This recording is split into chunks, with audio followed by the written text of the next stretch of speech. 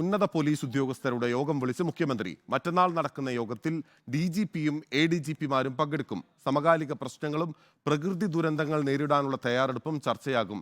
അൽ അമീനാണ് വിവരങ്ങളുമായി ചേരുന്നത്. അമീൻ, തുടർച്ചയായി ഗുണ്ടാ സംഘങ്ങളുടെ വിളയാട്ടങ്ങൾ സംസ്ഥാനത്തുടനീളം റിപ്പോർട്ട് ചെയ്യുന്ന സാഹചര്യമുണ്ട്. അപ്പോൾ ആ ഒരു പശ്ചാത്തലത്തിൽ ഈ യോഗം വളരെ പ്രധാനപ്പെട്ടതാണ്. മാത്രമല്ല, മഴക്കാലം വരികയാണ്. അതുൾപ്പെടെയുള്ള മുൻകരുതലുകൾ എന്തൊക്കെയാകും യോഗത്തിൽ ചർച്ചയാവുക?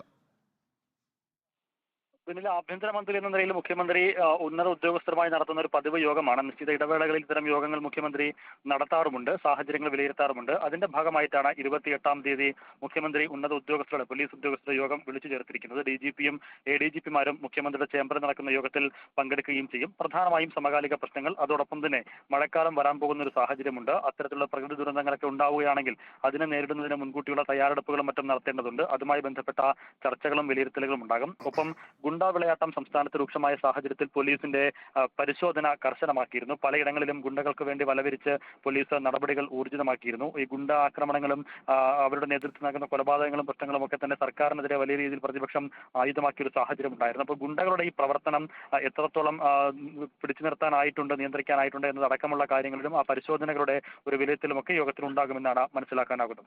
ഓക്കെ, വ്യക്തമാണ്. അൽ അമീൻ തോട്ടുമുക്കാണ് വിവരങ്ങൾ നൽകിയത്. ഉന്നത പോലീസ് ഉദ്യോഗസ്ഥരുടെ യോഗം വിളിച്ചിരിക്കുകയാണ് മുഖ്യമന്ത്രി. സമകാലിക പ്രശ്നങ്ങളും ഒപ്പം തന്നെ പ്രകൃതി ദുരന്തങ്ങൾ നേരിടാനുള്ള മുൻകരുതലുകളും തയ്യാറെടുപ്പും യോഗത്തിൽ ചർച്ചയാകും.